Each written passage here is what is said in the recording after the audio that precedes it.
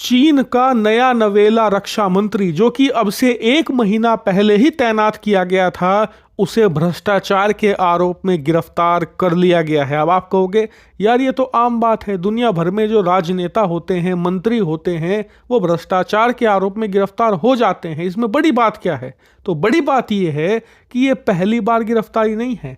इससे पहले जो डिफेंस मिनिस्टर था वो भी भ्रष्टाचार के आरोप में गया था, और उससे पहला जो रक्षा मंत्री था वो भी भ्रष्टाचार के आरोप में गिरफ्तार हुआ था, और आज तक उसका भी पता नहीं कि वो गया तो गया कहां। यानी कि ये लगातार तीसरा रक्षा मंत्री है चीन का जो कि भ्रष्टाचार के आरोप में गिरफ्तार हो चुका है। और आपको बता दूं, चीन में जो रक्षा मंत्री होते हैं वो ऐसे व्यक्ति को बनाया जाता है जो कि चीन की कम्युनिस्ट पार्टी से आता हो और चीनी सेना से भी आता हो, यानी कि दोनों जगह कंट्रीब्यूशन दिया हो और उसका पूरा रिकॉर्ड साफ हो, भ्रष्टाचार का कोई दाग ना हो, और सेना में अच्छा खासा कंट्रीब्यूशन हो, रुतबा हो, और उसने कुछ किया हो सेना के लिए।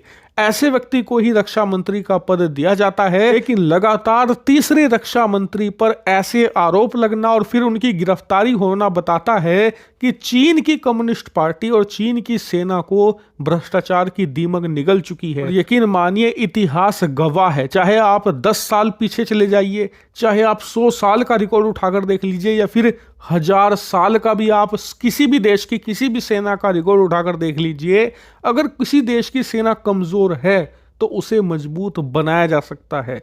किसी देश की सेना के पास हथियारों की कमी है तो उसे हथियार दूर देकर उसकी कमजोरी ठीक करी जा सकती है। यहां तक कि अगर कोई देश की सेना युद्ध में हार भी जाए ना, तो भी उस देश की सेना को दोबारा रिबिल्ड किया जा सकता है, दोबारा खड़ा किया जा सकता है, और फिर उस युद्ध को फिर से जीता भी जा सकता है। लेकिन इतिहास गवाह है, दुनिया की किसी भी देश की सेना को अगर भ्रष्टाचार की दीमक लग गई तो उसमें चाहे आप कितना भी पैसा डाल लीजिए, कितने भी एडवांस हथियार दे दीजिए, लेकिन ना तो उस देश की सेना को बचाया जा सकता है फिर, और ना ही उसे। और चीन के साथ इस समय यही हो रहा है। और आप में से कई लोग होंगे जिन्हें अब भी अंदाजा नहीं है कि ये कितना घातक है चीन के लिए। तो मैं आपको एक एग्जाम्पल दे दूं।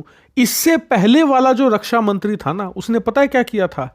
उसके कार्यकाल में चीन की मिसाइलों के लिए फ्यूल खरीदा जाना था। यानी कि जो मिसाइलें होती हैं उनके अंदर फ्यूल होता है जो कि एक टाइम के बाद एक्सपायर हो जाता है, उसे चेंज करना होता है।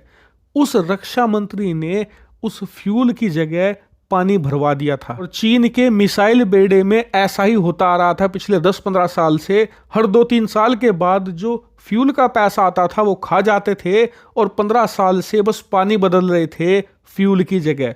इस लेवल का भ्रष्टाचार है। अब आप सोचिए, अगर कल को चीन के साथ युद्ध हो जाए और चीन को मिसाइल फायर करनी हो तो मिसाइल कहां से चलेगी? क्योंकि मिसाइलों में फ्यूल की जगह पानी भर रखा है, वो तो जमीन पर ही फुस हो जाएंगी। इससे आप समझिए कि कितने घातक लेवल का भ्रष्टाचार चीन के कमांडर कर रहे थे। और आप देख लेना, जो ये नए वाला गिरफ्तार हुआ है ना कल, इसने भी कुछ ऐसा ही अनोखा कांड किया होगा। अभी पूछताछ जारी है।